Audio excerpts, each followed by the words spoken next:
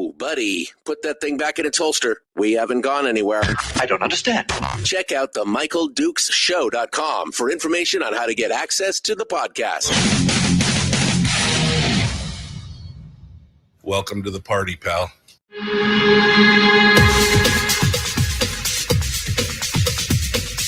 The Michael Dukes Show. The greed and the entitlement is astounding to me. What more could you want from a low-budget radio program? This is a dumpster fire. That was just BS. It is time to get a new perspective. We know just what you need, and we've got just the cure. Open wide and prepare for a steaming hot cup of freedom. I just don't fathom it. The Michael Dukes Show, streaming live across the world. Live around the world on the internet at michaeldukeshow.com and across the state of Alaska on this, your favorite radio station and or FM translator. Good morning and welcome to you for this Thursday edition of the Big Radio Show. Today is buckle up. That's all I can say. Buckle up. I'm a little salty already this morning, and it's probably just going to get worse as we go throughout the day today because I am so sick and tired of the lies, the disingenuousness, and the deception that members of this state legislature have been perpetrating on the citizens of Alaska for years, and it's come to a head today. We're going to talk about the budget that was passed out of the House yesterday, and the outright disingenuous falsehoods that were continued to be pushed on the citizens in the state of Alaska. And, it's going to, here's the thing.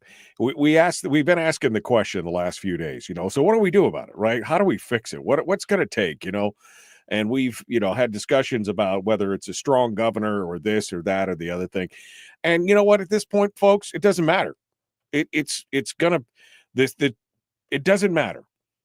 It doesn't matter because what's going to happen is these numbnuts are going to continue down this path, and we're eventually just going to hit the wall. It will hit the wall, and we will get a rude awakening on all this. We will, we're going to run out of money. There's just not going to be any money to fund it. They'll drain down every savings account. They'll do whatever they need to do. Now, the question is whether or not they're able to combine the permanent fund and the ERA. And if they do that, then we'll probably have a few more years of this nonsense, this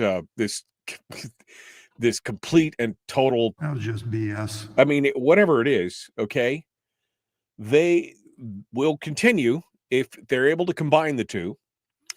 But eventually, either in the short term without the combining of the permanent fund and the ERA, or in the longer term, maybe another 10 years, we'll just hit the wall and there won't be any money left.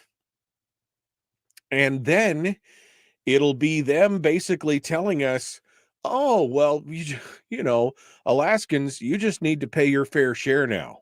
But we don't yet live in a world where the Alaska people are ready for themselves to invest in their state government. Yeah, I mean, because obviously we haven't been investing in our state government, even though they've been taking every available dollar that hasn't been nailed down and sucked it up. They've taken the permanent fund dividend checks.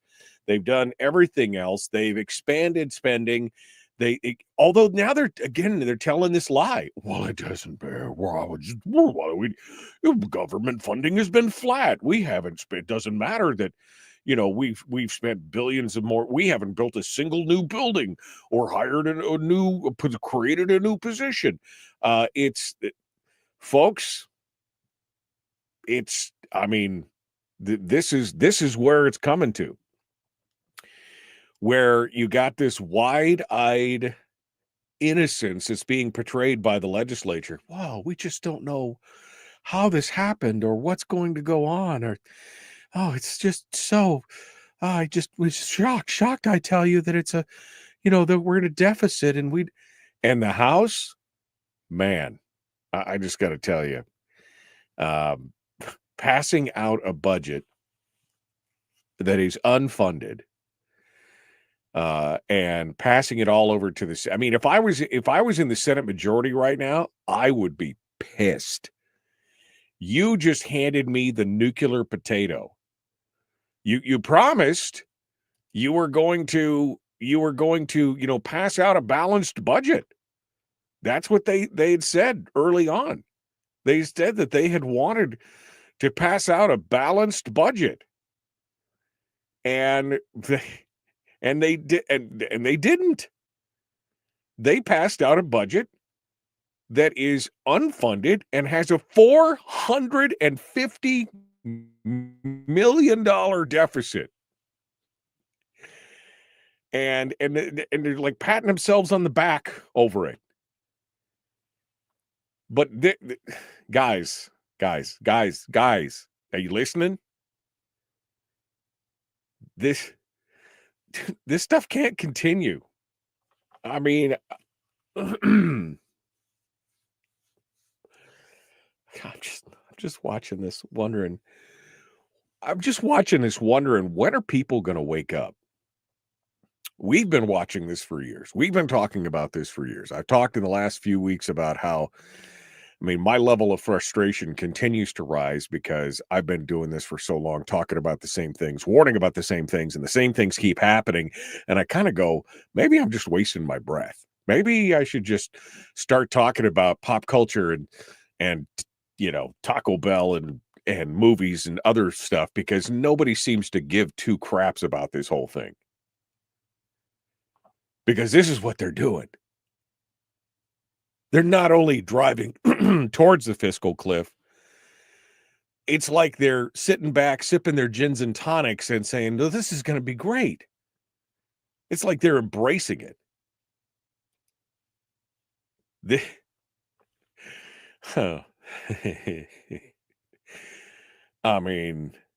Yeah, it's getting harder and harder to not grow weary and well-doing, says Lori in the chat room. And it's 100%. 100% agree with that. This whole thing is a total and complete poo parade. Total and complete. And what are they going to do? This legislature, this House, and I don't think people understand, and they're not reading between the lines, and most average Alaskans probably are not plugged in enough to really understand the subtleties of what's going on. But this House leadership has done everything to pass the buck that they possibly can. They have passed a budget that is unfunded, even though they said that they passed a cut. They passed a bill that has a cut in it that's unallocated, that even their own attorney said was unconstitutional. And they passed it off to the governor in what I think Dan Sadler rightly called, if any governor had tried to, this would be executive overreach. So they're handing it over to the governor.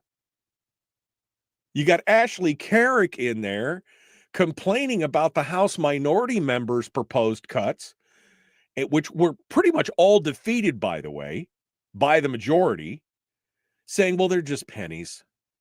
They're just pennies. Hey, pennies add up, chick. Are you not? So they can't choose cuts. They criticize the minority for not making large enough cuts in their proposed amendments. And then they pass a bill off to the governor to put the buck on him to do it. And now when it was all said and done, they throw their hands up in the air and stuff it over to the Senate and say, this is on you guys. What? I mean,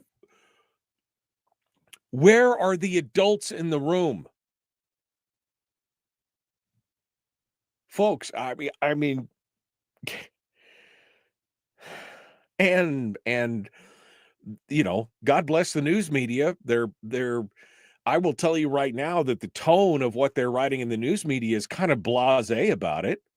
They are writing with some facts, and I mean, this article from Sean McGuire's it's a good article. It's got a lot of the details in it, but where is the sense of urgency and the historical narratives of what they've been saying, what they promised, and what they're actually delivering? Why isn't there a little bit of head scratching going on about how, you know, guys, how do we pay for this?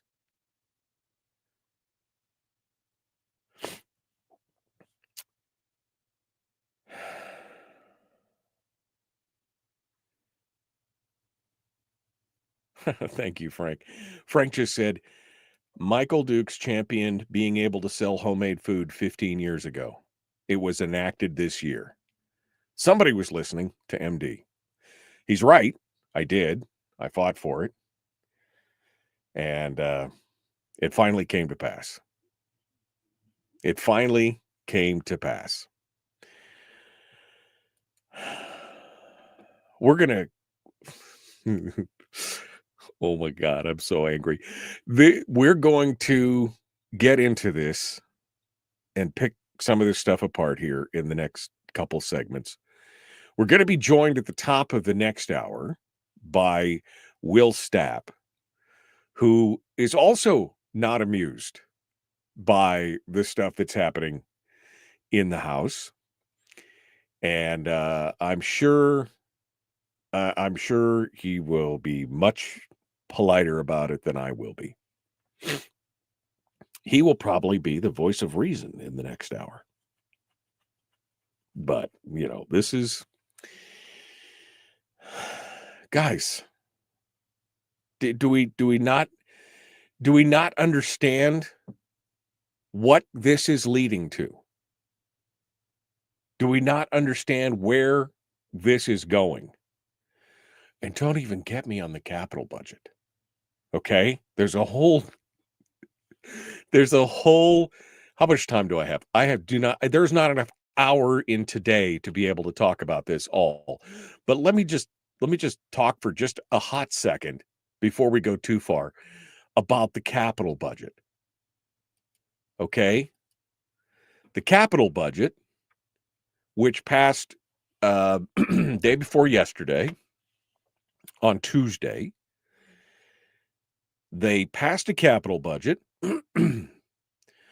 Governor Dunleavy had proposed a capital budget in December that cost $280 million to the state treasury. The Senate's version was slimmed way down, $162 million. Stedman said it was the smallest capital budget since COVID.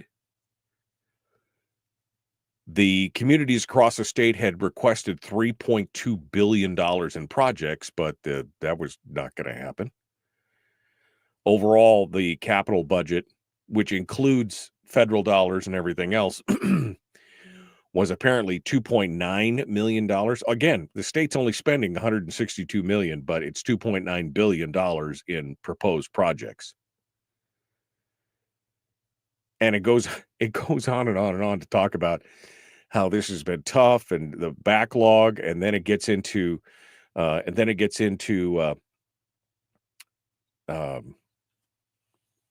deferred maintenance. I'm sorry, I'm so agitated. And they were saying that, you know, normally that they would in a typical year they'd give $30 million to the University of Alaska to help address the university's $1.5 billion in deferred maintenance backlog. $1.5 billion for the university system alone.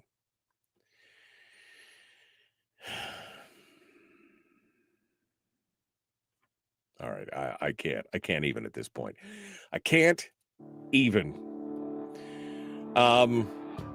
We're gonna continue, and again, what about the 30% rule? We're not, you know, We're not even going to talk about it. We'll be back. Will Stapp is going to be joining us an hour or two. The Michael Duke Show. Common sense, liberty-based, free-thinking radio. We'll return with more here in just a moment.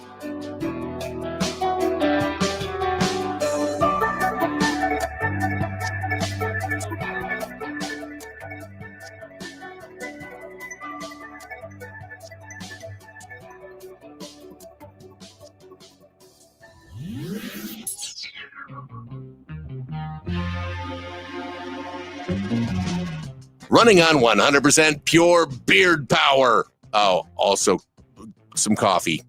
We dip our beard in coffee. Ha, nice beard. The Michael Duke Show.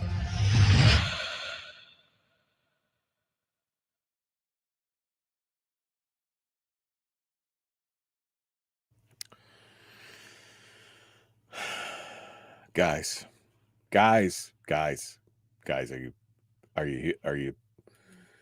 are you feeling this, man? Are you hearing this? Are you feeling the pain?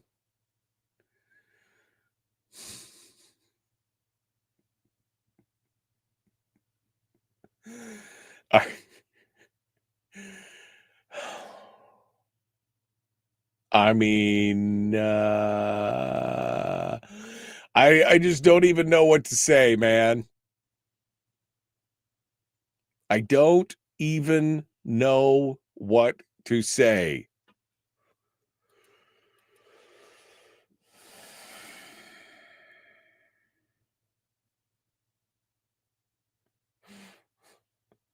Michael, do you need me to stop at the dispensary and drop off a care package for you on my way? No, man. I just don't even know. We're gonna go through some of the comments on this, the quotes that the the newspaper pulled out. The more I read, the deeper I got into it. The more, and I know it doesn't help to get angry, but man, I am just at wit's end with these people. I am just at wit's end that this is where we're at. And then they just love throwing they throw the blame around and the aspersions when it's all yes, I know exactly. I laugh because I don't know what else to do sometimes. You know, what happens if they get smart? We or you will have less to talk about, said Rick. I mean, yeah, the thing is that I don't know how much my cardiovascular system can take, man. Blood shoots straight from my eyes. Blood shoots straight from my eyes. Jill says, don't highlight my comments. Why? Are you afraid? What's, it's all good.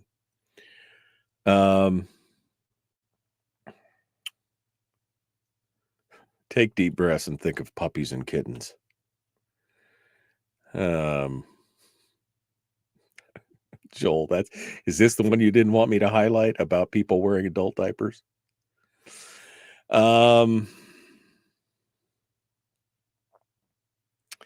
It is premeditated. Kim's 100% right. Those 3 minority Republicans that left last Friday thinking there was no vote planned all along were getting screwed. They can't be that ignorant. Premeditated. I think that they just took people at their word.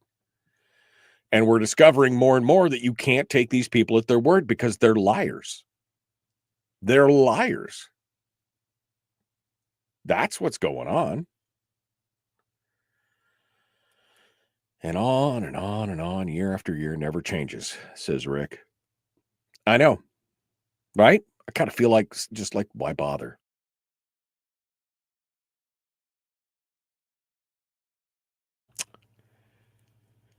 Oh.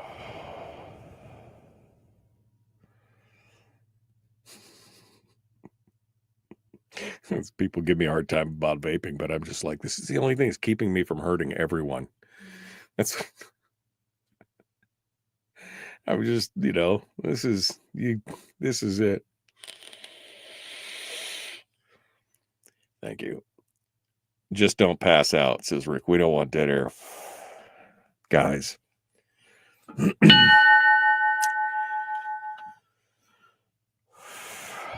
All right.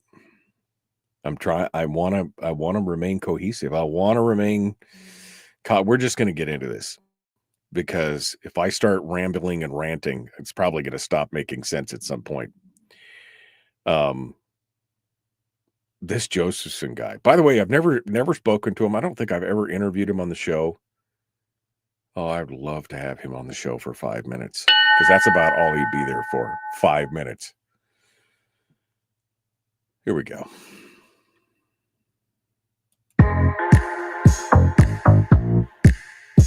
The Michael Duke Show. Not your daddy. Wait, sorry. Not your daddy? Ooh, not your daddy's talk radio. Huh. Whew. I was scared for a second. Thought we were going down. Here's Michael Dukes and the show.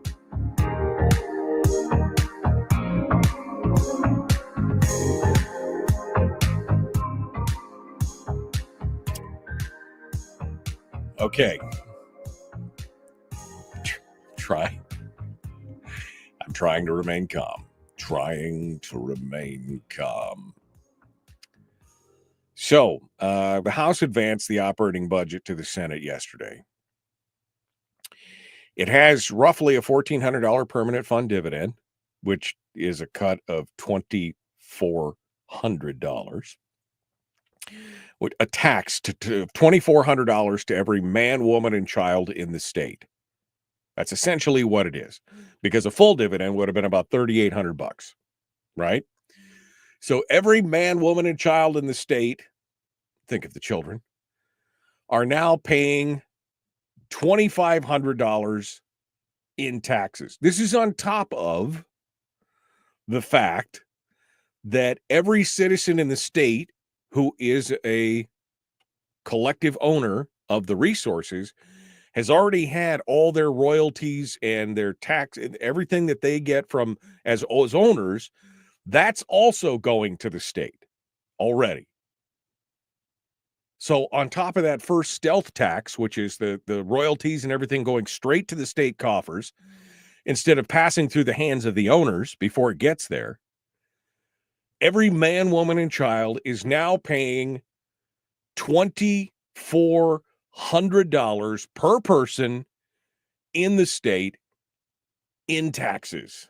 But we don't yet live in a world where the Alaska people are ready for themselves to invest in their state government.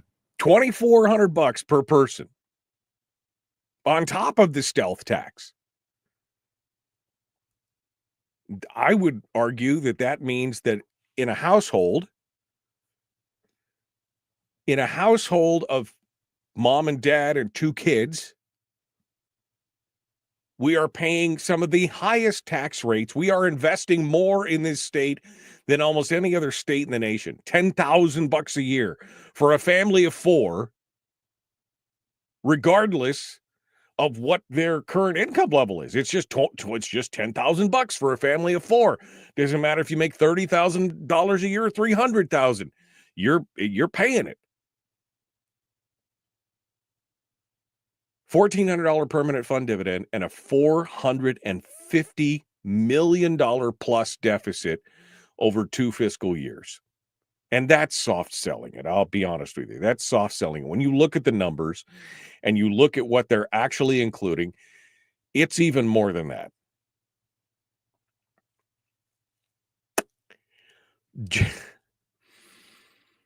The House's operating budget, and this is this is something we're going to talk to Will about, because I'm confused on this. I was not listening. I mean, how many of you have time to sit there and listen to the House all day debate specific details of this and are fully, I mean, I don't. Maybe some folks who are retired and do that for fun, I guess. The Sean McGuire is reporting that the House's operating budget includes a one-time $253 million school funding increase in case a permanent funding boost of that size is not approved this year. So they've got a contingency. So apparently they passed, not only did they pass out HB 69, which has a permanent funding increase baked into this formula, they also include a one-time $250 million in school funding increase. That's all. That's the only time he mentions it. There's no other details on it. So there were dozens of amendments proposed to try and shrink the deficit, and the vast majority of those cuts were proposed by the minority, the Republicans, and they were summarily rejected by the Democrats. And they were pretty blunt about it. The House basically said, now the Senate is good. They're going to have to balance it. It's on you, baby. It's on you. But Andy Josephson, who is the chair of the House's Finance Committee for the operating budget, he got up there. Oh, this guy. That was the quote. I mean, that was the voice that I just the investing in Alaska. That was. But we don't yet live in a world where the Alaska people are ready for themselves to invest in their state government. That's Andy Josephson, right? He says he's proud of the House's spending plan. Then he went on to highlight, well, we spent $1.5 million for VPSO. We spent 1.5 for day services for disabled adults, and another 10 million for the Alaska Marine Highway System and everything. I mean, he goes on to highlight all these little things and says how proud he is of the budget. And then this is the quote. This is quite possibly the one thing that caused blood to shoot out of my eyes this morning as I was reading this. And Josephson quote, "We all deserve more, yet we are all in an unprecedented fiscal quagmire. We all deserve more. We all deserve more? How much more do we deserve, Andy? Is that government's function, is to provide everything for all of us? We all deserve more, but we're in an unprecedented fiscal quagmire that you helped create by being more, because we all deserve more. How?"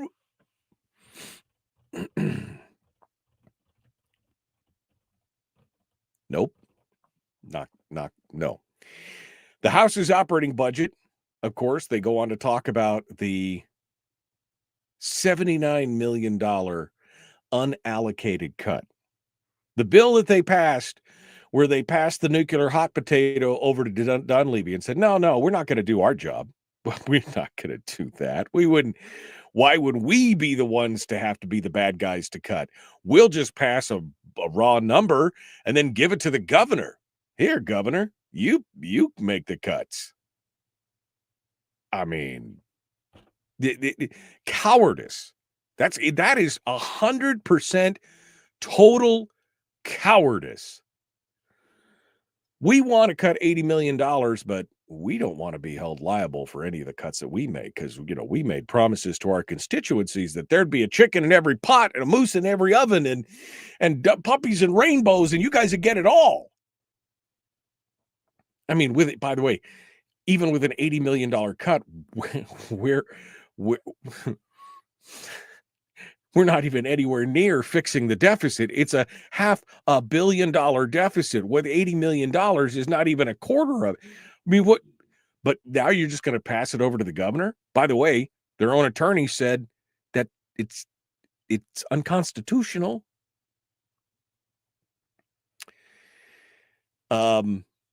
But I guess they were trying to get under that $500 million mark by whatever voodoo math that they've been trying to use.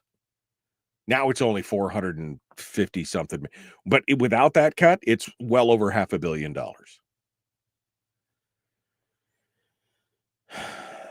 The minority, of course, was like, whoa, dude, we put out all these amendments. We were trying to shrink it. We were trying to do all this stuff. And Will Stapp, who's going to be on the program here in about 30 minutes, he said the unbalanced spending plan is a fiscal mirage and that the majority has avoided making tough decisions.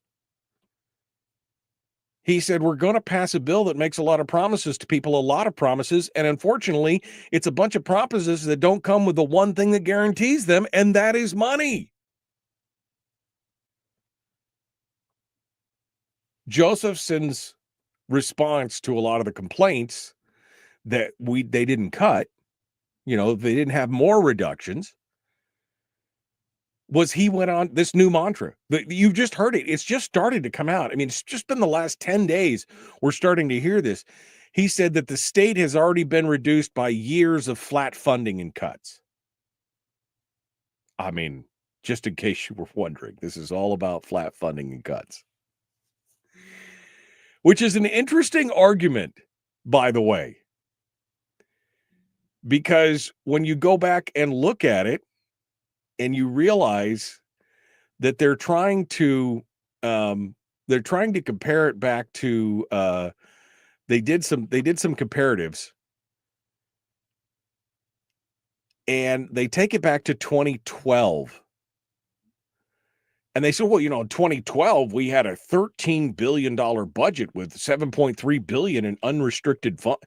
This year we're at 6.17. I mean, so we're under. I mean, we're cutting. But of course, what they forget is that 2012 was the highest budget in Alaska history. In 2018, it was $4.7 billion in UGF spend. In 2024, it was $5.2 billion in UGF spend. In 2025, it was $5 billion in UGF spend. This year, $6.167 billion, $1 billion more. They want to go back and pick the highest year in the history of the state and say, well, we're under that. Their answer is, we just been,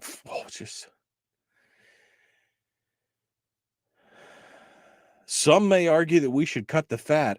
I ask people, where is the fat? There is little fat. We are at the bone. I mean, these are the same guys that won't allow the minority to cut unfilled but funded positions in the state government. They tried to cut just the other. This is the third or fourth or fifth time they've tried to cut the unfilled funded positions in the state government.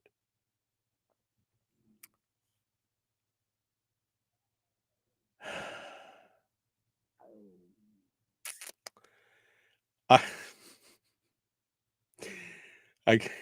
right, we're gonna take a break. I don't want to get ranty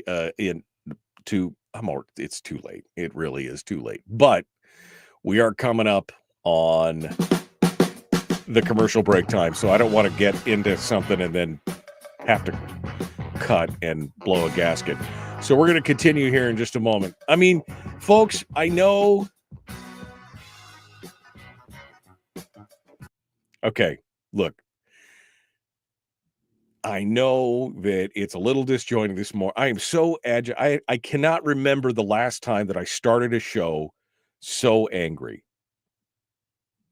And it's because this has been and continues to be 100% preventable. And yet here we are.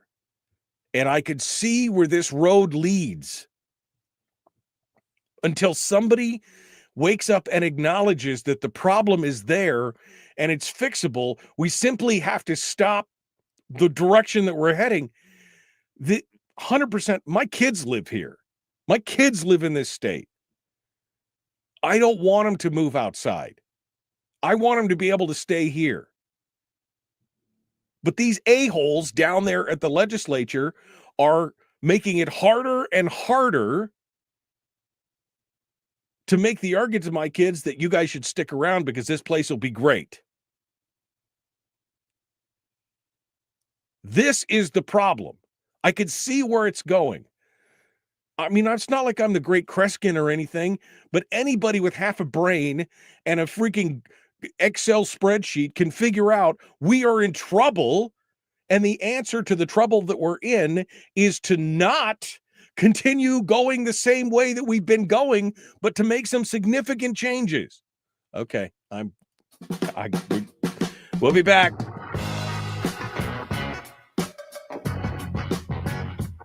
All right. We return in just a moment. The Michael Duke Show. Common sense, liberty-based, free thinking radio.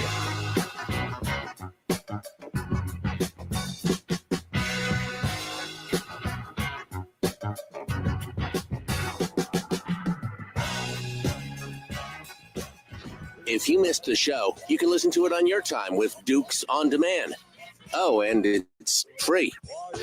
Like America used to be. Streaming live every weekday morning on Facebook Live and MichaelDukesShow.com.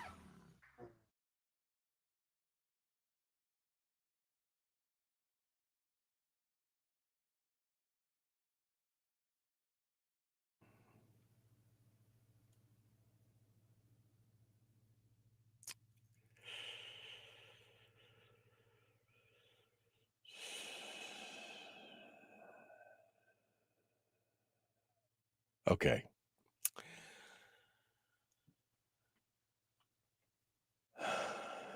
I'm scrolling backwards here.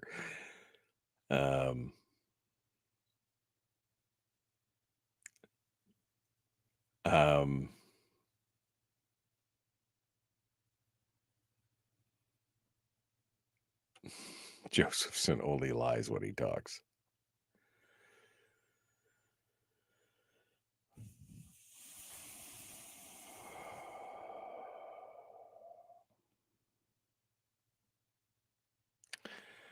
Melissa needs some interference here. What? I'm scrolling backwards here. I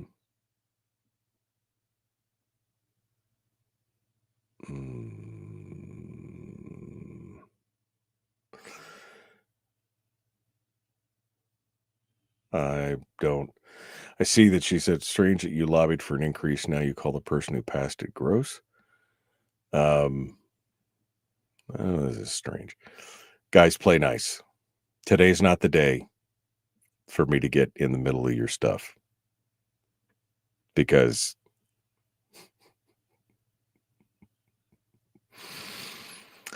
I'm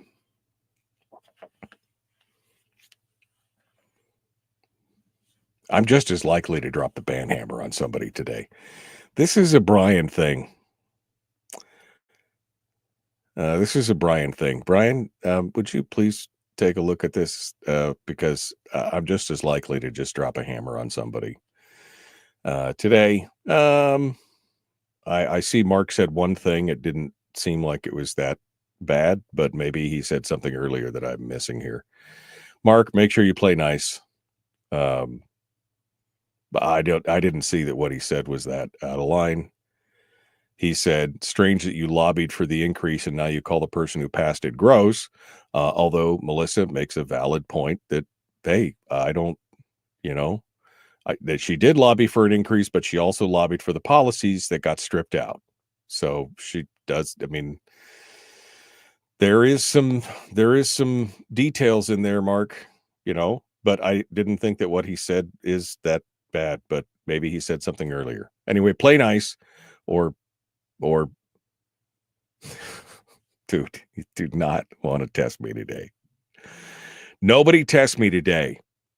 That's all I'm saying. Wish I had a cat because I could then kick it.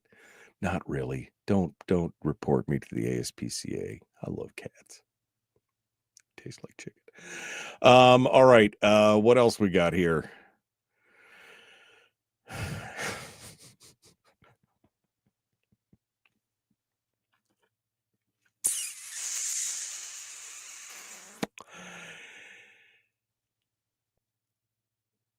Don't know whether to laugh or cry.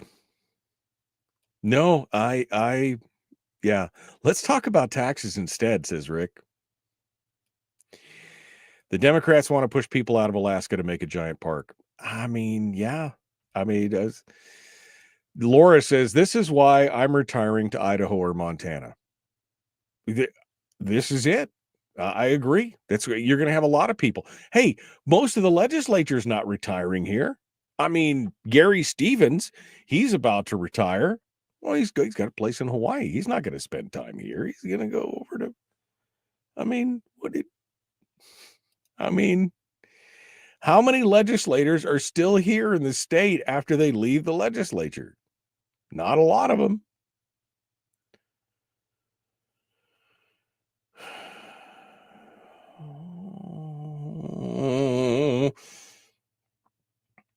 When my kids were young, they would often want things at the store I could not afford. It was my job as a mom to tell them, no, we can't afford that today. Maybe someday. It's time for the majority to take things out of the shopping cart and say, we can't afford that today. Maybe someday, but not today. That would require grown-ups to be in the room.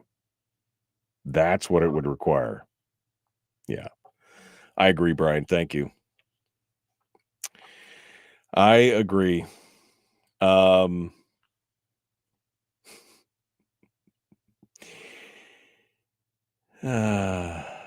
good old days at KFAR. Let's talk about cats. Oh my God. Frank is old enough to remember that show. My brother and I actually invited my brother on the show one day. We started talking about my family's twisted history with cats.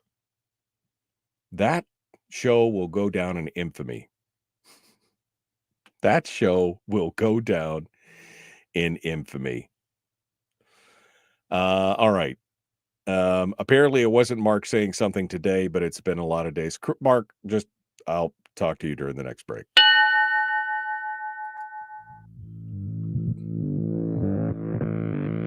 Public enema number one. Oh, wait, sorry. Public enemy number one, which makes more sense.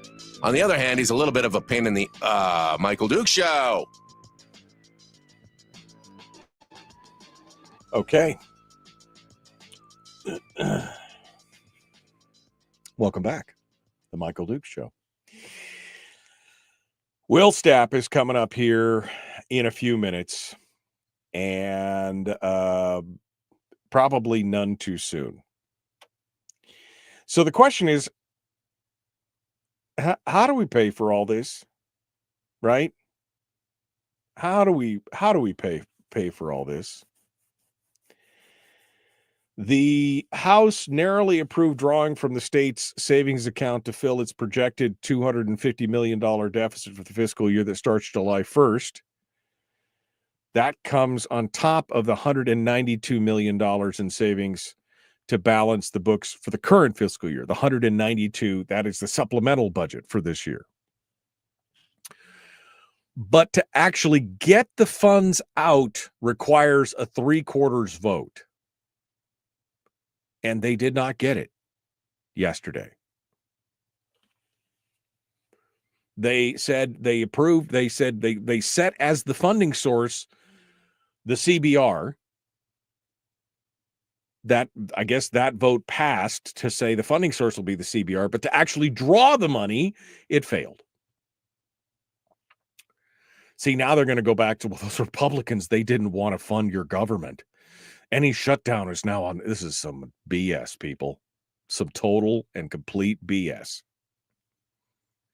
How can it be right when they shoot down every Republican, every minority amendment to reduce the size and scope of government? They shoot down every amendment and chastise them, by the way, that the amendments aren't big enough. We'll get to that in a second. How can they shoot down every amendment and then go ahead and say, we're going to go ahead and draw it from the savings account, which requires a 3/4 vote. And then when the vote for that fails because the minority is saying you haven't cut enough, and they say, well, this is the Republicans' fault. They just don't like people, and they just won't fund government. You didn't take any of their input on the budget, and this is their one chance to put their foot down and say, you got to, and now they're going to spin it that it's the Republicans that want to shut things down, or it's the Republicans who are being recalcitrant. The minority is the one that's causing the problem because you're being dictators. Give Bert Stedman his due. I know we talk about the walrus. But at least he is the one that's putting his foot down in the Senate and saying, hey, guys, reality is about to hit. He said on Tuesday, the legislature would need to make, quote unquote, many tough decisions before the end of the regular legislative session in May. And here's his quote. I don't think some of the folks in this building have quite grasped that yet.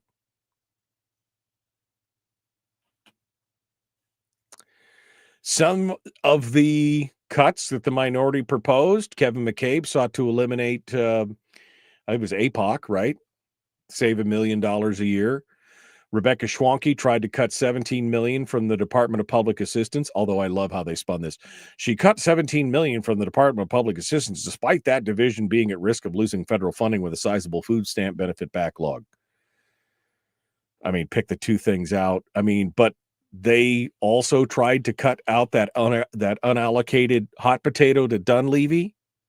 I know that there were several attempts to cut out unfilled positions and everything else. And then we have Ashley Carrick. I don't know her. I've never met her, never talked to her. Don't think I've missed much, because she said the budget cuts proposed by the minority would have cut pennies from the deficit. She said minority members had not offered concrete proposals on how the House's sizable fiscal shortfall should be resolved.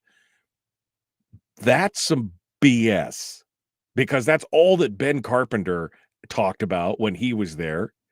That's what Kevin McCabe and others have been talking about, is a long-term stable fiscal plan that has multiple facets. And then she's complaining that their proposals, which she voted against, all of them, would have cut pennies. Well, that's how you get to big savings, is you do little it's bite size. It just shows you how disingenuous this crowd is. Complete and total disingenuousness. No, they're just pennies.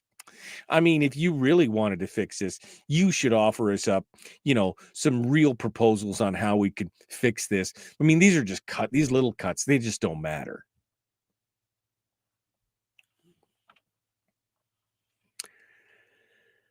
Dan Sadler said he was astounded to see the cut of the unallocated cut, where they just said, cut $79 million and it's all you.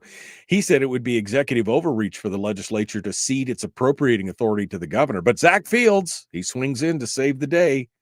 Well, there are different legal opinions about the appropriateness of the unallocated cut. We should not be micromanaging departments, and the non-specific cut gives them flexibility to make. Except when we've tried to do that, when we've talked about giving them flexibility to make the decisions themselves, because then Dan Sadler offered a 2.5% reduction to all agencies across the board. That would not be micromanaging. We're just 2.5%. You guys figure it out. We're not micromanaging you. You know your department's best. You tell us where the cut should be made. No, that falls apart. It's all bull crap. They just want it all. And of course, this whole thing has come about after, they're all liars. They're all liars. Starting off with the stuff that happened last week, where they said, oh yeah, we're not going to pick this back up till Monday.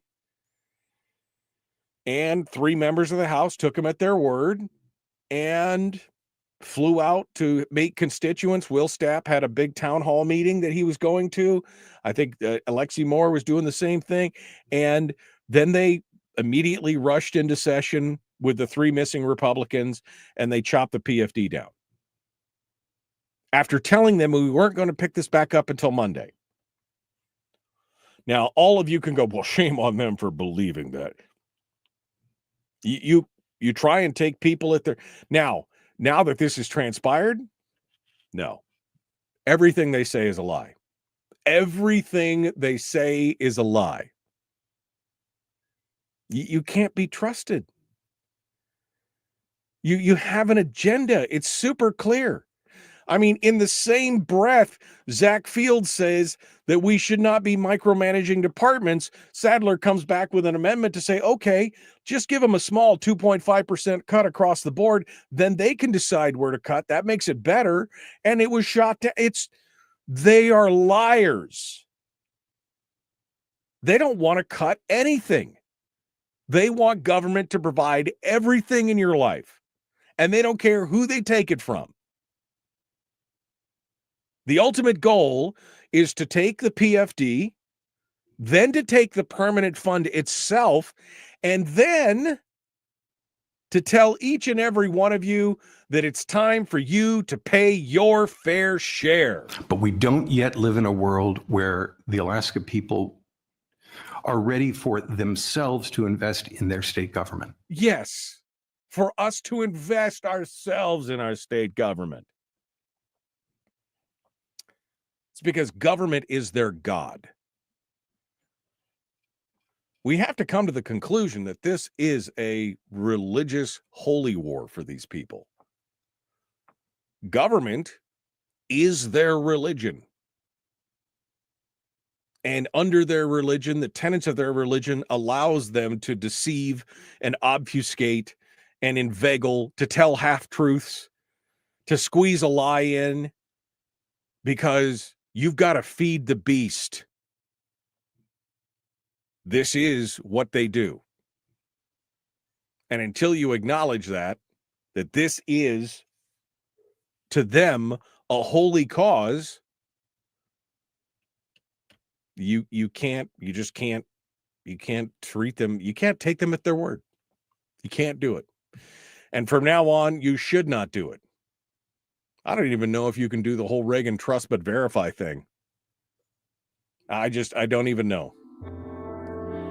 I do know that their whole goal here is to give all the power to the state, basically flush all the monies through the state. As long as they're the ones that are in control of where the money goes, they're okay with it. That's what we're looking at. Will Stapp is up next. The Michael Duke Show. Common Sense Radio.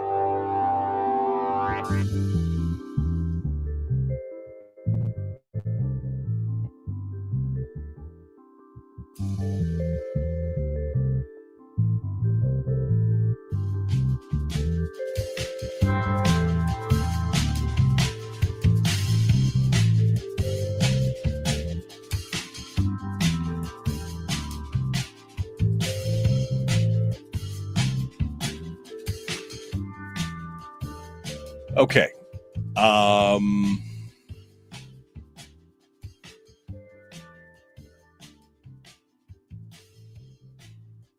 The world is not enough. Hurry and get Will on. Or hurry and get on, Will. Am I supposed to get on, Will? Or you're waiting for him to get on so that I won't explode? It's just... All right. Before... Uh-oh. My phone just dinged.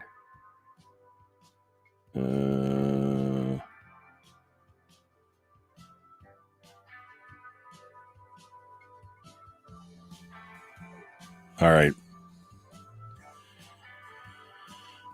Now he wants me to connect everything here. I got to do this and do that.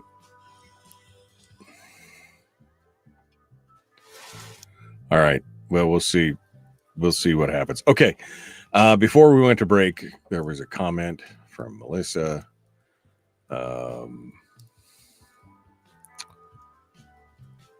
Mark has been harassing me for days over my support of school funding. I'm a school board president. I've always supported funding, but I support it with good policy. Okay.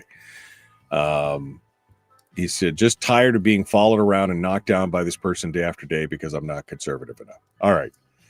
So, Mark, Melissa may have an unfair advantage here because I've known Melissa for 20 years, 15 years, 20 years. And I know what she's trying to do, and I know her heart of hearts. And I guess my first rule here is just don't be a dick. Okay, that's what I'm saying. You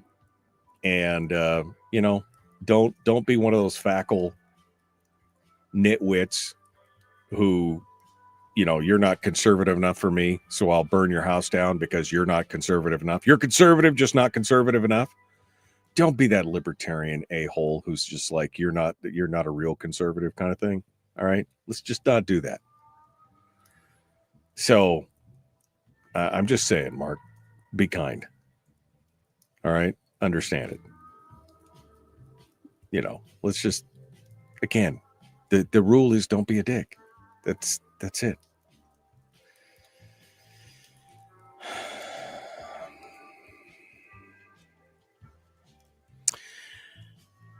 Lori is speaking some truth here. She said, like you said, we're going to need to wait until everything crashes down around us for there to be any real change. And she's not wrong. I mean, I think at this point, that's it. You know, she's not wrong. I think you just have to wait for everything to kind of, you know. I'm not saying you can't disagree, Fat Ray. I'm not saying you can't disagree with Melissa or anybody. I'm just saying, don't chase people around and harass them on all the different platforms and keep going over and over and over again and miss, you know, it doesn't matter. Fat Ray, maybe I'm out of line today, but again, I'm the one that's got I got the mute button. So I guess I just be kind, love one another, live well. Right. I mean, isn't that what we try and do every day?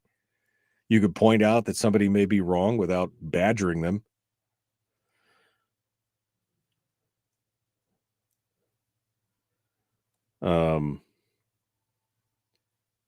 Willie just sent me a link of the Edgman's owned Facebook page. And people are mad as hell. Okay, not a single supporter. And a meaningful PFD. A meaningful PFD. That's what they're calling it. A meaningful PFD.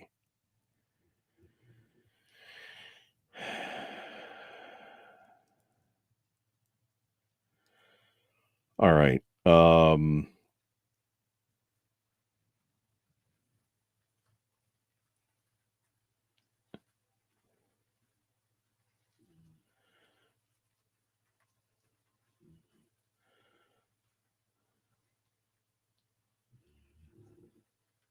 sorry. I'm trying to talk with Will at the same time. He's going to be here in a second. Yeah, don't be a Nusik. Don't be a Nusik. That's the Alaskan version. I actually have that. The lady at Anchor River Signs gave me a magnetic thing for my car. I was laughing at it, and so she gave it to me. It says, "Don't be a Nusik." All right. Anything else? The state is hunting the private sector of business by what they are doing, except for the unions, which want the people's PFD. They're hurting the private sector business. Yeah, I mean, they don't care about the private sector business. They only care about the public sector business. Yeah, don't be a dictator. All right. Government is a consumer, not a producer. Non-theistic religion, pretty sure that's called a cult, says Joel. Yeah, I mean, that's kind of how it works out.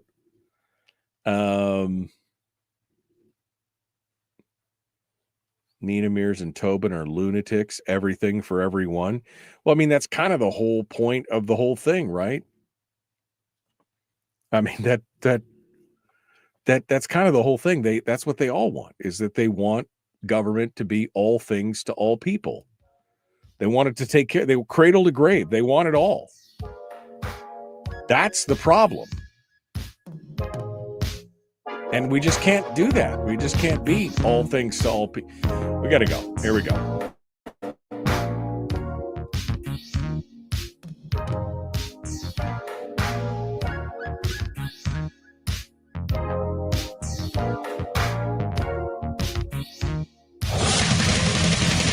Whoa, buddy. Put that thing back in its holster. We haven't gone anywhere. I don't understand. Check out themichaeldukesshow.com for information on how to get access to the podcast. Welcome to the party, pal.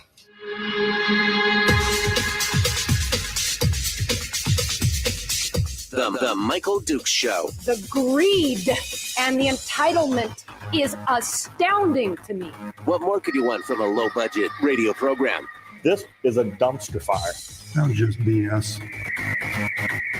It is time to get a new perspective. We know just what you need, and we've got just the cure. Open wide and prepare for a steaming hot cup of freedom. I just don't fathom it. The Michael Dukes Show, streaming live across the world. Live around the world on the internet at michaeldukeshow.com and across the state of Alaska on this, your favorite radio station and or FM translator. Good morning. Welcome to Hour 2 of the Big Radio Show for Thursday. If you missed Hour 1, don't listen to it, okay? Don't go back and listen to it because it's angry. It's very, very angry. And nobody needs that kind of negativity in their life. That's all I'm saying. But in Hour 2 here, we're going to get a chance to talk to somebody who is, well, he's also not amused by all the shenanigans that have happened in the legislature.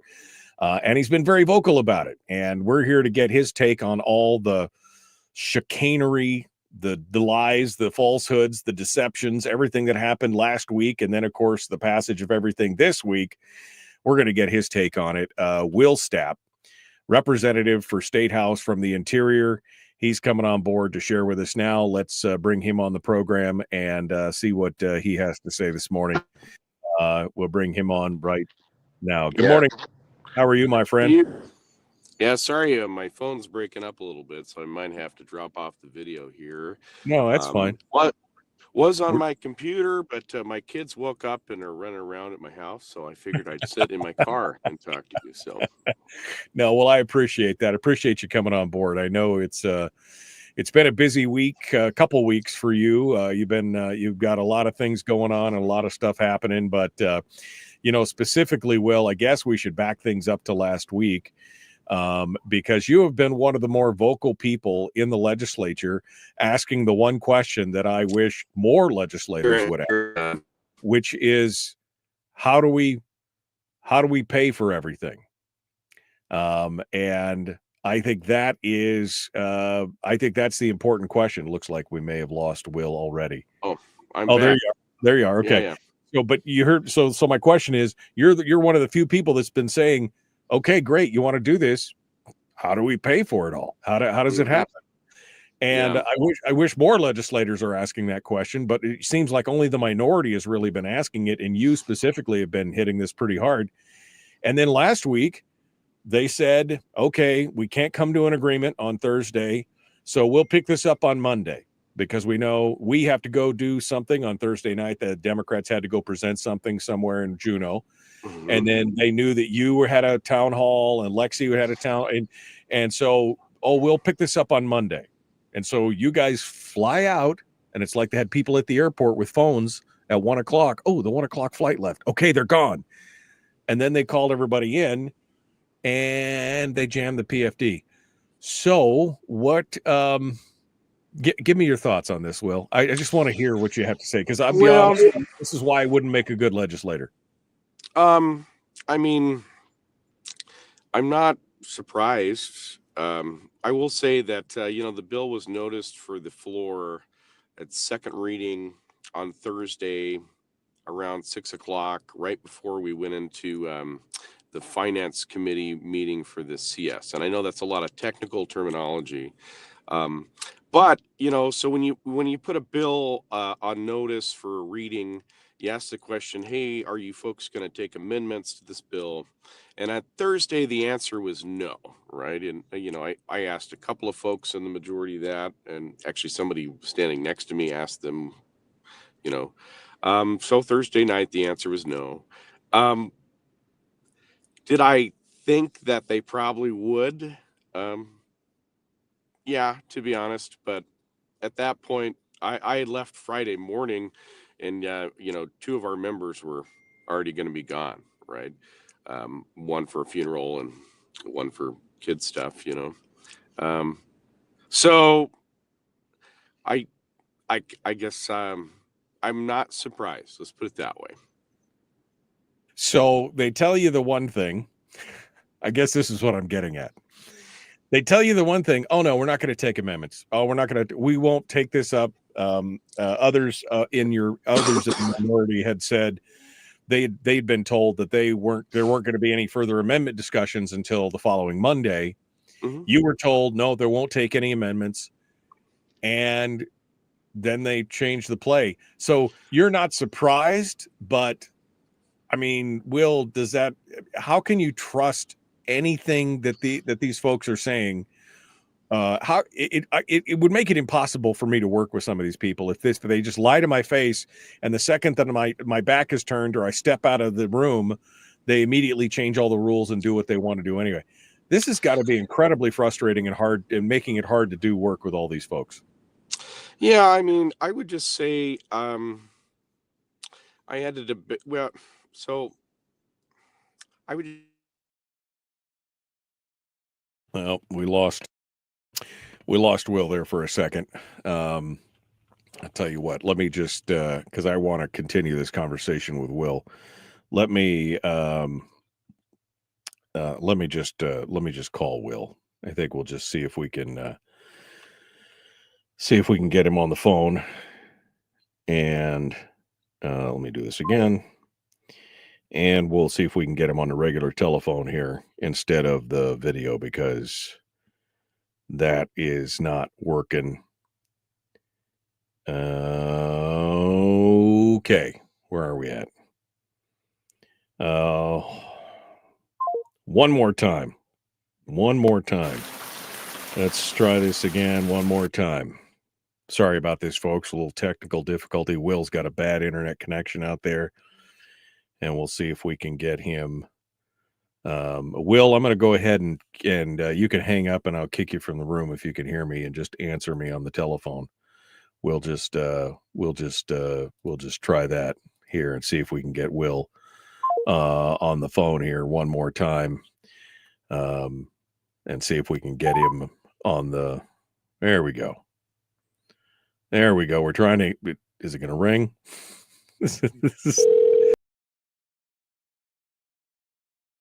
Yeah, hey, I'm sorry. I got a phone, and I think it disrupted my thing. But I'm back. No, it wasn't just the phone. It was no big deal. We'll figure it out. So okay. you were saying I asked you the question, doesn't it make it harder to work with all these people on this? And your answer to that was yes. I would say that, look, I'm disappointed in some of these folks because, I have known them for a couple of years and I have worked with them. And I would say, yeah, it does make it all harder when something like this happens. It just does, and I don't know how that's going to work out going forward because, still going to be down here, but it's unfortunate. Look, I know you don't want to besmirch anybody because you still got to work with them, et cetera, et cetera, et cetera. But at some point, you got to be like, how many times can Lucy yank that football out from in front of you and then say, trust me, I'll hold it, come kick it again? I mean, how many times can you do that before you go, this just doesn't make any sense whatsoever, right? I mean, that at some point you got to go, I'm sorry, I just can't play ball that way anymore. Yeah, I will say that there's that old adage of fool me once, shame on me, fool me twice. You're never going to get fooled again. That's what George Bush used to say when he was president. Yeah. So, yeah. But yeah, no, I mean, look, the saddest thing, Michael, to me, like, ultimately, if you understand how this process works, the dividend was going to get cut down because that's what happens in this building. So I'm just a little shocked that people kind of wanted to be deceptive to do it, you know, because ultimately they're going to do it in the end, you know, I mean. Yeah, well, you knew it had to happen to balance the budget, and kind of the deceptive tactics are definitely not, I mean, they're not helping anybody for sure at that point. And it's just making you look bad. But some of the other stuff that got me, Will, was some of the commentary. The minority attempted to make a bunch of, I mean, you guys tried to make a bunch of cuts, right? You proposed Yes, it. we did. I mean, how many amendments were there? There's what, 60, 70 different amendments with all of them had cut proposals in them? I think we had 80 in total, but I think 67 to maybe 68 were ours. Actually, no, maybe 70 were ours, and probably the vast majority of those were cuts. So either targeted reductions, i.e., Justin or Rep Ruffridge in Cologne, they had a dozen or so amendments after amendments that were fund source changes, straight up cuts to different things or different positions or different programs. And then we had larger cuts that were 1% reduction to the budget. I mean, because if you're in charge of an agency and you want to trim back and you don't want to do targeted cuts, then you do what's called across the board reduction, right? So took every agency and said, how about a 1% reduction, or how about a 2.5% reduction? Right. And then you had more structured style cuts. There was a sequestration cut, which was really interesting. It was like a 3% across the board freeze on growth, which is effectively the same thing. And then you had my amendment at the end. Really, I think that was about the last cut that we tried to do, which basically took all the additions that were made to the budget and cut them in half and called it the 50-50. Right. And and by the way, I had my own ads in there, so I cut my own things to the budget in there. Right. In my amendment, which I don't know if people have ever done that, cut their own stuff in their own amendment. Right, things that they'd already put in to do it.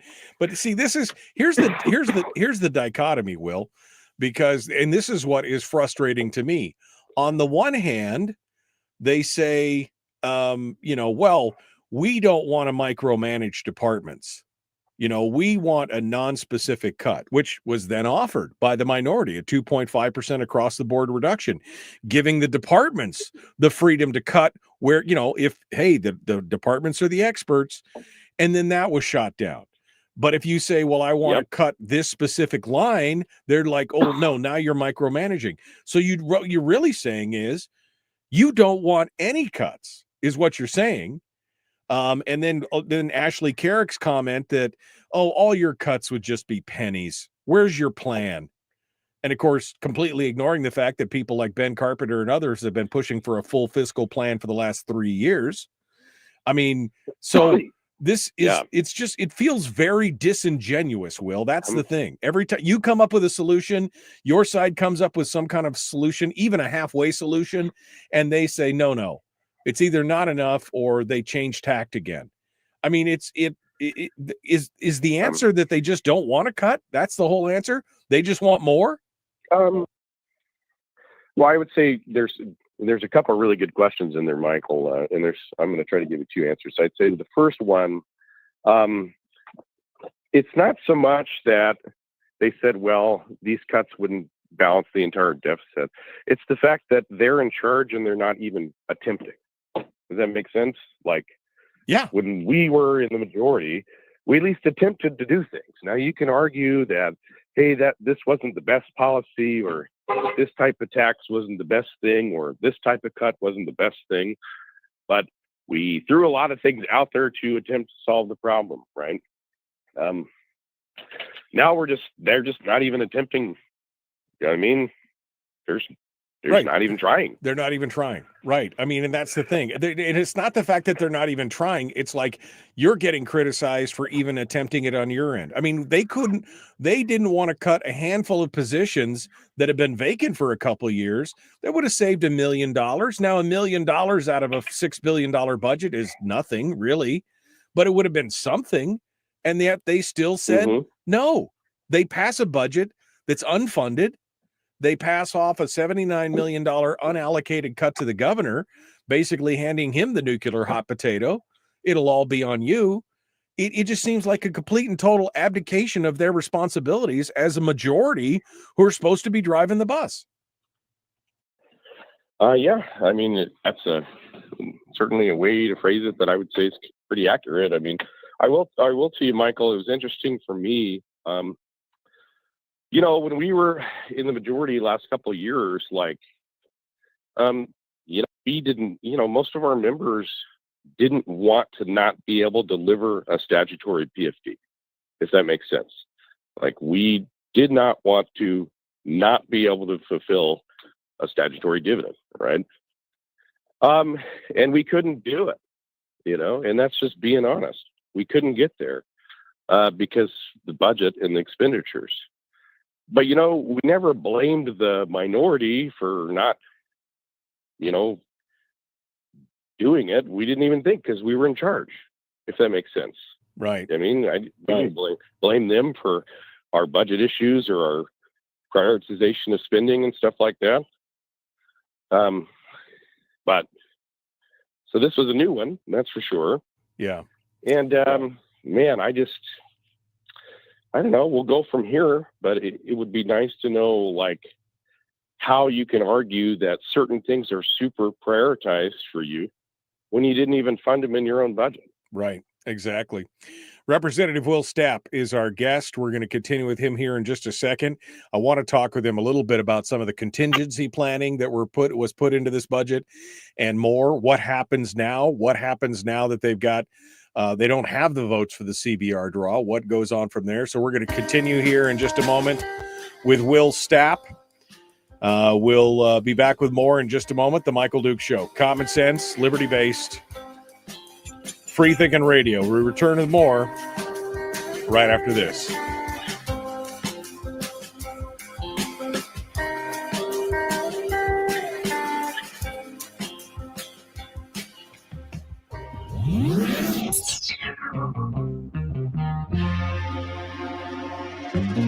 Listened to by more staffers in Juneau than any other show because their bosses told them to. And after what they just heard, oh man, they're going to be pissed. You're a bad, bad man. The Michael Duke Show.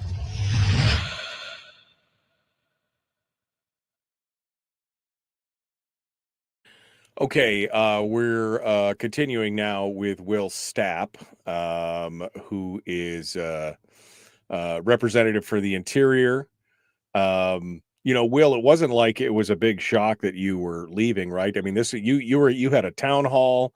I guess you received an award too, right? What was the award you received? A military award? Yeah, I mean, it's called the Jim Messer Award. And by the way, I didn't know I was the recipient, right? I was going home for the event, which is the military appreciation banquet for our active duty service members. Right. And a town hall. And, oh, by the way, I still needed to get home and fix some things and grab some documents that I needed. So I didn't actually know I was going to get the award. It was a total shock to me. I went to the banquet, and Senators Murkowski and Sullivan were there, you know, because they always try to come up because it's very important, you know, to Fairbanks. Active duty military is very important to Fairbanks. And they asked me why I didn't want to wear a tie. And I said, look, I have to wear a tie all the time in Juneau. And now that I'm back in Fairbanks, I don't want to wear a tie. Right. And then I found out later why they asked me the question. Right. This is why you should have worn the tie. You got the award. Yeah. Yeah. Look, I just, you know, not being surprised is one. I mean, but it does have to be irritating. And again, I know you got to work with these people, so you don't want to besmirch anybody. But I mean, at some point, it's just, you know, you got to work with these people. Now, Ben Carpenter, who doesn't have to work with these people anymore, said something here. He says, we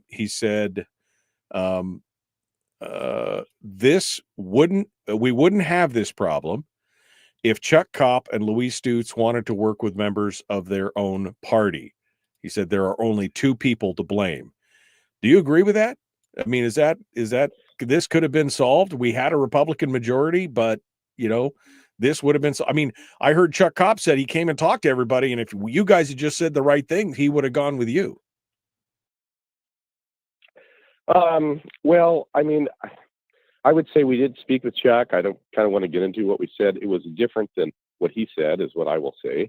But I just think that I don't know if 21-member majority would solve the problem. To be quite honest, I think that it's a philosophical difference that you talk about. And I just believe that, and I want to get into some of the positive things that happened, by the way, but I do want to just say that, like, it makes me very sad that, Republicans, Rep Stutes and Kopp or whoever, our belief system for the most part is more in common than the other folks, right? And that's not a knock on the other folks, but there's a reason why we decided to run for office as Republicans, right? Yeah. Like, at least I would, that's why I ran as a Republican, because the values of the Republican Party, even though it's a huge big tent party and we have a lot of different fractures, are like more in line with my beliefs than the other guys. Right. Right. Well, so it's just naturally, it's like you should have more in common with us than other folks. But at the end of the day, it is about Alaska and doing the best thing for Alaskans. And when I say, like, yes, it's frustrating, but at the end of the day, Michael, it's not a game of cards. It's your life and mine. Right. And we come down here ideally to do the best we can for the people of the state. And I just believe that, standing on fiscal conservatism and, good old Republican values is what the voters of the state want. Yeah. That's why they elect Republicans. I agree. And I think it's disconcerting when stuff like this happens. We'll give you the final segment to talk about all the positive stuff.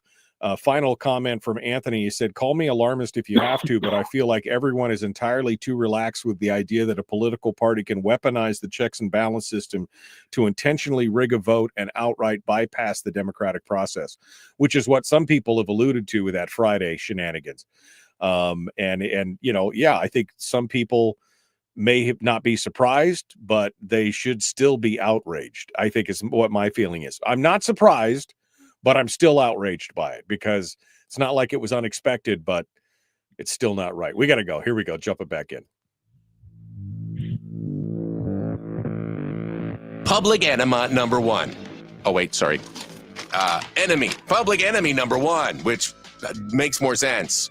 On the other hand, he's a little bit of a pain in the Michael Duke Show. Will Stapp is our guest, state representative from the Interior District. I can't remember what the district is, Will. 32. 32, District 32. Will Stapp joins us here. Will, I want to get into some more of the technical details now. We've talked a little bit about the personalities and some of the shenanigans that went on, of which I know you were not amused by. You've been the one of the voices out there calling more and more to say, great, you want all this stuff. How do you pay for it? But there were some technical things that happened as well, and I want a little details from you if I can. One of the things that were mentioned was that they also included in the budget bill a one-time $253 million one-time funding increase in education as some kind of contingency. Can you walk us through what exactly is going on with that and how that got through and what the deal was? Yeah, well, all that is it basically is the education bill that they passed last week, right? And the contingency language is in the event the governor vetoes the bill, they're going to keep the funding increase in the budget. Now, how that's going to work out is interesting because, given the fact the budget has a deficit, that education funding increase is technically not funded. So Right. that kind of gets into the priority conversation. Of course, now the budget will go to the other body and it'll make changes, and it may or may not go to conference committee at the end. But that's how that works. I will say that we did get one good amendment in that budget. We got, many things in there, but we got one really good amendment in there, which was an amendment for the Office of Budget and Management to start at least one agency zero-based budgeting process. And that did pass. And that's kind of been the argument that I've made most of this year.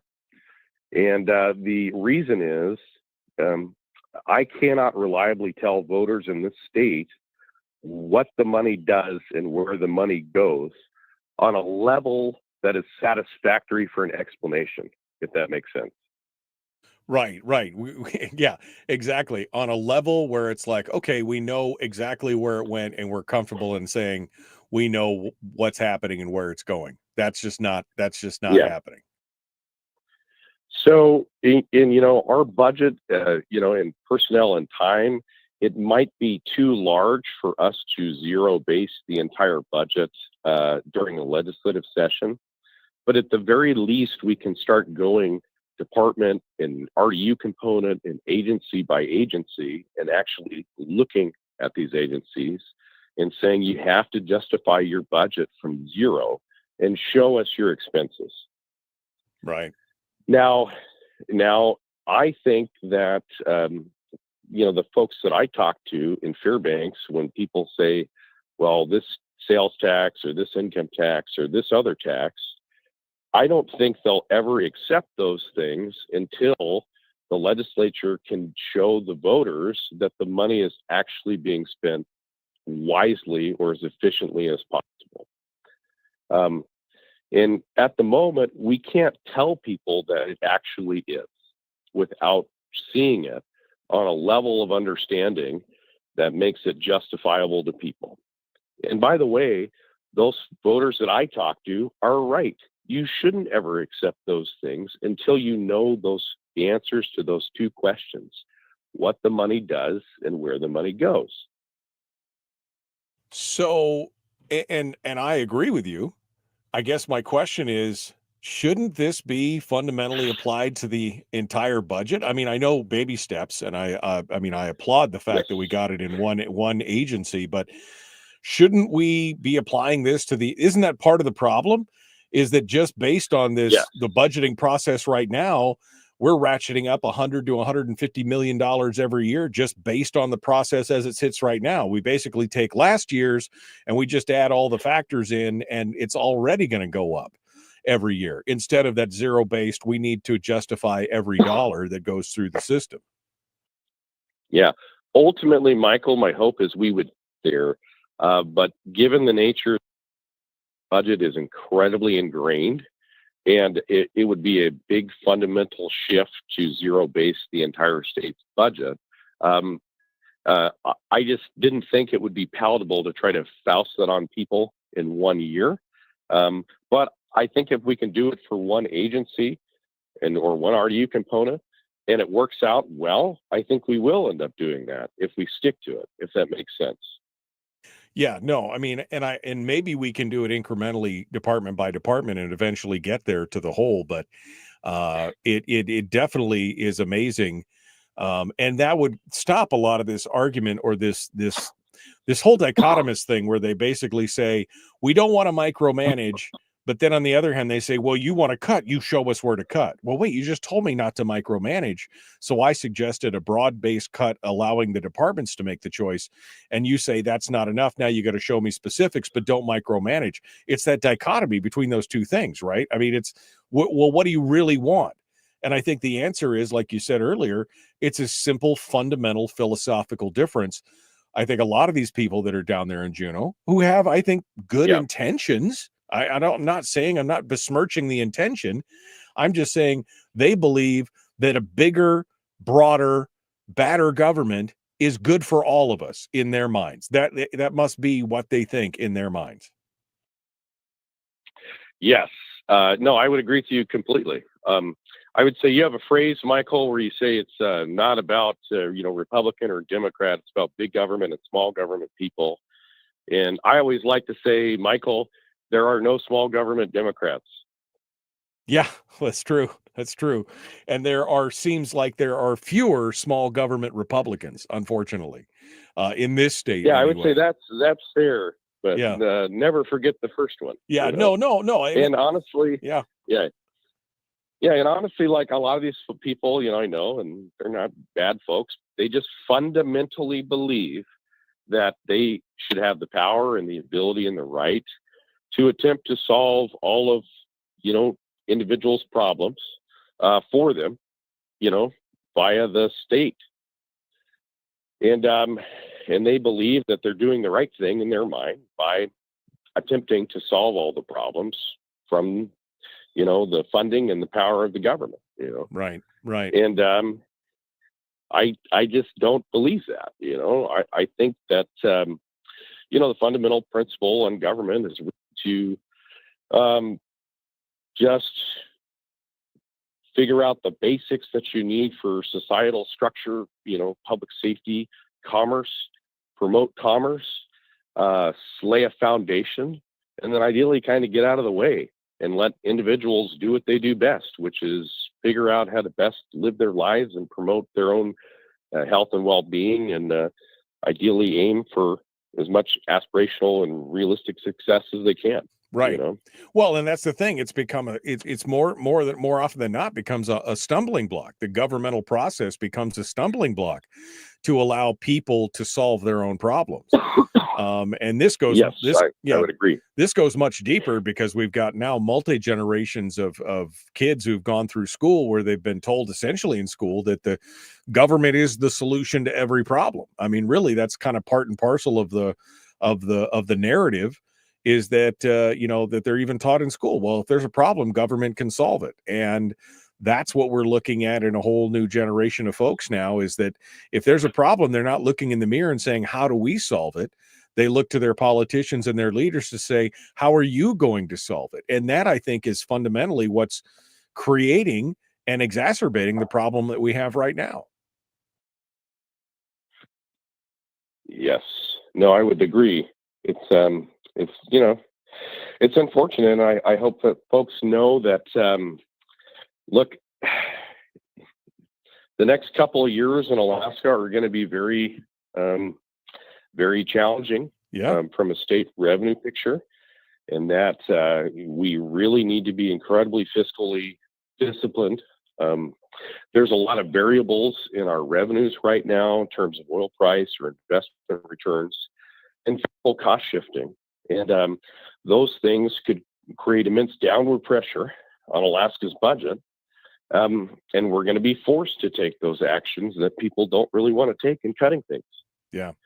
Well, nobody likes us. Nobody likes austerity, but sometimes it's the only solution. I mean, we use the analogy of, you'd rather get sick from the chemo than die from the cancer, right? I mean, that's where you're at. Yes, it's going to be painful. Yes, it's going to hurt, but the alternative is even worse.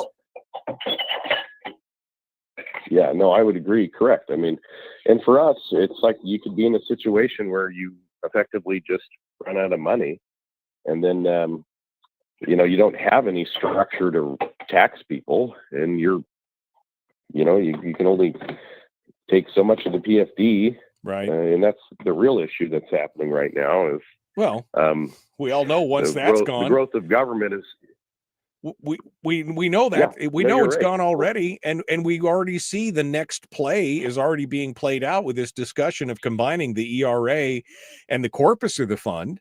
That's the next play, because they know the PFD is going to run out. And once the PFD is gone and that's all been consumed and they've consumed everything in the ERA, then the only big pot of money left is the PFD. That's why they're pushing so hard right now to be able to do this, to combine those accounts and remove the constitutional protection, is because that'll be the last pot of money that's available to them. Yes. And, I would say that, I mean, it's just dangerous. And remember that the PFD combination would have to go to a vote of the people, and it would need a a huge, I think I can't remember if it's a 2/3 or a 3/4 margin. I think it's 2/3 to pass in both houses. But I can tell you that I don't think that proposal would ever get to that level of threshold in the legislature unless there were incredibly strong controls on that fund, right? Constitutional protections on the draw and things like that. Right. But because if you're right, if you didn't have those protections on the amount of money that you would take from the draw in the Constitution, it would just go the way everything else is. People would just draw into the fund. Right. Because a Parkinson's principle for government, the spending expands to consume all the available money. And that's exactly what's happened thus far. And it's only because it's constitutionally protected that they haven't tapped into that one as well at this point. All right. I have some questions during the break on some technical stuff, but when we get back, Will Stapp is going to give us some of the positives that are coming out of this legislative session, and we will continue here in just a moment. Representative Will Stapp, our guest. We will continue with more right after this. Don't go anywhere. Don't forget to check us out on Facebook, facebook.com/Michael Duke Show. If you want to like and follow the show, we'd love to hear what you have to say. Back with more right after this.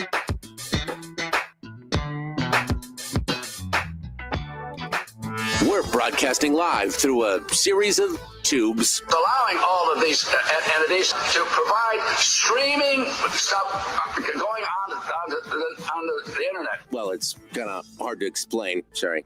Streaming live every weekday morning on Facebook Live and MichaelDukesShow.com. Okay, Will Stapp is our guest. So technically, Will, on the technical side, the House has now passed this hand grenade over to the Senate. So they're going to look at it. And your work on the budget, for the most part, at this point, is done. So it goes over to the Senate. They get a look at it. What do you guys get it? You guys get it back for a reconciliation vote, right? But we don't know if there's going to be a committee. We don't know what it's going to look like. Tell us technically what happens here from the House's point of view, and what else are you guys working on in the meanwhile? Yeah, so in theory, what happens, and it doesn't always happen this way, but what's supposed to happen is the operating budget goes over from the House. The capital budget comes over from the Senate to the House, and then each body works on their version of said budget. And then you conference the entire budget at the end of the process before the end of the legislative session. That's kind of how that actually is supposed to work. It doesn't always work like that, but I still kind of think that it'll probably work similar to that, if not that way this year. And it could be, theoretically, both sides could agree on the budgets that they pass to each other and the changes that are made, and they could just all vote it up and down and it would be fine. But more often than not, it goes to a conference committee, which is a select number of members from each body that then come together, work through the differences, and then present basically a conference substitute for everything. And then the legislature votes again, right? Yeah, that's correct. Yeah. So you guys are going to be working on the capital budget, which, again, I'm surprised that more people haven't called out the fact that by the Constitution, we're supposed to be spending 1/3 of the amount of the capital, or the operating budget on capital, which we haven't been fulfilling. Yes. Which I find, not that I'm calling for more spending. I'm just saying, here's another example of the legislature kind of just ignoring the law, in this case, a constitutional law, and wondering why more people aren't getting upset about that. And what are your thoughts on that component of it? Yeah, so look, it is about prioritizing things. And when you spend more on state operations, you can spend less on the state's capital budget, right? And, it kind of boils down to what is a vision for the state that is a positive outcome for the people who live here, right? People talk all the time about Alaska's getting more expensive and people can't afford to live here. And where I live, energy prices are going up. So, ideally, if you're going to spend money, you should try to cut the things in your operational budget that don't really benefit all of Alaskans or many of Alaskans or even no Alaskans, right? I mean, I talk constantly about a program that I cut last year that I have a bill to remove from statute, that we were funding a program that no one had been on in years and we were still paying for it, you know? So ideally you would cut those things and say, you know, what's kind of important, like upgrading our electrical grid so we can move, you know, more cheap hydropower from Kenai to South Central and to Fairbanks, you know, because the cost of power at Bradley Lake is 7 cents a kilowatt and the cost of power at Fairbanks is 26 cents a kilowatt, you know? Right. Those are because, important things you we know, should be talking about. Yeah, because when you do that kind of thing, like everyone, you know, no matter if you live in Fairbanks all the way down to Homer, we all pay less money for stuff. And then the things we buy at the store get cheaper because if your energy costs are lower, you might actually have a diversified economy with value added, you know, manufacturing. Right. Let's say like timber. Maybe you can mill your own timber down here. And then your housing construction costs go down. And then your cost of buying a new house goes down. You know? The knock-on effects or are pipe there. and steel. Yeah, exactly. If we had cheaper energy, the manufacturing could be more affordable. And there's considerable knock-on effects to this stuff. But instead, we get wrapped up in the same stuff over and over and over again of spending more and more government money on all these things where we're trying to be all things to all people instead of what's just mandated. Like you said earlier, public safety, infrastructure, courts, education. Those are basically the four things that I think that government should be taking care of, and not on the champagne style. It should be the basics of all that. That's what it should all be about. Yeah, because the question is like, what do you actually want to have happen here? You know, do you want to just manage decline? I don't think that works for anybody. You know, I don't think people want to have elected officials who tell them, you know what, guys, I'm going to go down to Juneau and I'm going to help manage the decline of the state. You know, that's not a very positive message, in my opinion. Maybe you should run for re-election on that. Maybe that'll work out for you. Yeah. I'm sure that'll go over well if you go door to door and say, I'm running for election to help manage the decline of your neighborhood. You know? Exactly. All right. Will Stapp is our guest. We're about ready to rejoin here, jumping back into it. The Michael Dukes Show, common sense, Liberty Base, free thinking radio. Like, share, subscribe, ring the bell, do all that stuff. Let's get to it. Here we go.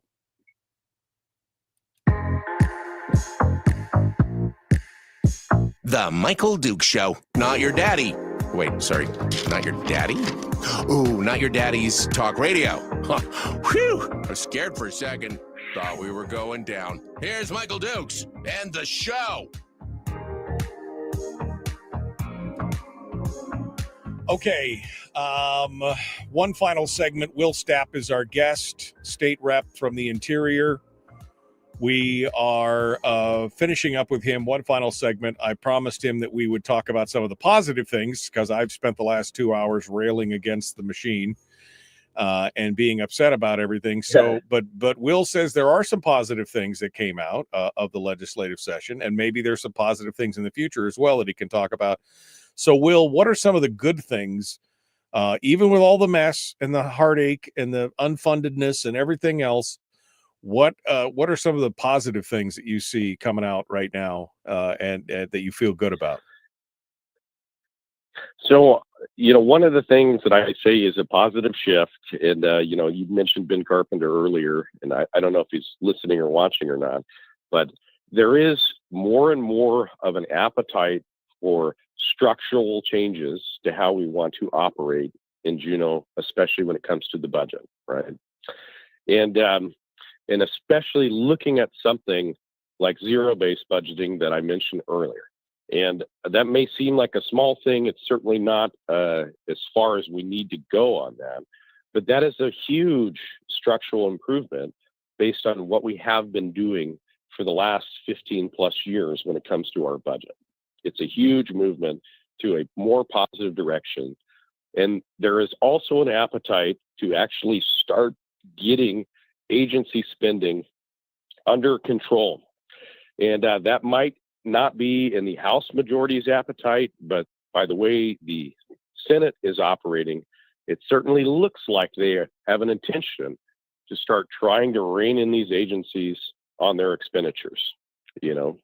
And will it be substantial or enough? No, but at least. And we just lost Will's phone call there. See if we can get him back real quick. His phone just hung up. Let's see if we can get him back there. I'm sorry, did I lose you? Yep, we lost you there for a second. So it won't be enough, but you said I said, but it's baby steps in the right direction. And I can't really stress how important that is, because it's the only way that we're going to begin to able to right this ship before we go dead on into the iceberg, right? Where we probably crushed the bottom of the ship, you know, by the iceberg, but we're you know, the water's coming in right now, but the pumps are still working, and there's still enough time to turn the ship away from the big iceberg. Well, you could always hope. I mean, at this point, but looking at the number, here's the thing, Will, you're a numbers guy. I know you are, based on everything that you talk about and the things that you say. A toddler could look at what's been going on and understand. I mean, we've been talking about the governor's 10-year forecast for the last 5 years, saying, look at what's coming, look at what's happening. This is where it's going. And his estimates were all very rosy estimates on the growth of government. And those numbers are terrifying. I mean, why are these legislators just acting like, oh, we're shocked? Shocked, I tell you, that we have $500 million. We knew it was coming. I mean, that's the thing. They know it's coming. Can't they see what's going on? Well, I mean, I think some of these folks think that they can tax their way out of the problem, Michael. But the truth is, you're not even going to be able to do that, because the tax base in Alaska on a broad-based level is just too small to raise the level of revenue that you spend already, right? So I tell folks this all the time. If Alaska had the highest income tax and the highest sales tax in the country, we wouldn't even come close to funding our $12 billion budget. No, if we didn't have oil revenue and investment, which is why we wouldn't even come close. We've talked about it on this program for years. Cuts are inevitable. They have to happen, and they're either going to come in a controlled fashion where a few people will feel the pain, for sure. A few people will lose their programs, or a few people may be laid off or anything else. Or when the bottom drops out and we're $1 billion short and there's no way to fund it, everybody is going to be panic mode. We can do it constructively and thoughtfully, or we can do it in an emergency situation. Yes. And I, you know, and this is my positive nature. And I know you and I argue about this all the time, because I ran for office because I want to be a positive person, irrespective of, you know, what everyone else thinks. I just feel like there's a lot more appetite to start looking at structural change, especially in terms of spending, you know, this year, but especially next year, because the budgetary climate will most likely be worse than it is this year. So, well, look, I'm positive. I'm positive that we're going to be facing a fiscal crisis, and I don't think it's negative to say, right? I don't think it's negative to point out the obvious. You're right. Optimism is great. But again, I have been optimistic for 25 years that by talking about it enough, that we would get people to finally see the same things that we're seeing. And unfortunately, it just seems like and you're right, maybe we are changing and turning the corner on some of this, but with the current crop, as you talked about before, the philosophical differences of big government is the answer for everything versus the smallest, most manageable government we can get away with. We've got to get more of the latter in office to be able to see that. Yeah, no, I would agree with that 100%. And the truth is, and that's because, you know, it's just very challenging for some of these folks to reduce spending on things, because they have a core belief that we should be spending exponentially more money than we are currently. Okay. So it's like an emotional process, if that makes sense, for some of these folks. Right. And when I say like they're not like out to like do horrible things in their own mind, they just fundamentally believe that the state needs to be spending exponentially more money than we're spending currently on things.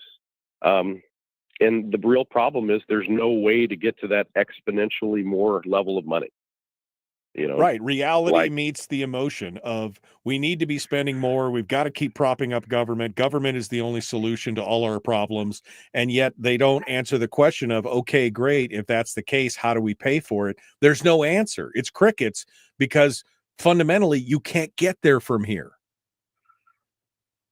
Yeah, no, you're absolutely right. And, you know, numbers don't lie at the end of the day, Michael, you know. Well, and you know, so you're gonna go through a process of structural change or a reduction in spending, and you know, I'm sure people will be proposing a bunch of taxes. You know, math is hard. Math is hard, Will. Yeah, I think that's the bottom line answer. Math is hard. All right, we're down to the Yep. last. We're down to the last 2 minutes here. So tell me. What do we have to look forward to over the next 3 weeks, I guess, of the session? Is there going to be a special session? Do you think you're going to get this done in time? Tell me your thoughts. Well, I hope there will not be a special session, but I will say that you know, from my perspective, the problem right now is the growth of government. And if my colleagues in the majority think that they are going to tap the constitutional budget reserve to grow government, I'm not just saying fund things. I'm saying actually add things and grow government. That's not going to happen, in my opinion. We shouldn't do that because it's fiscally dangerous to the state.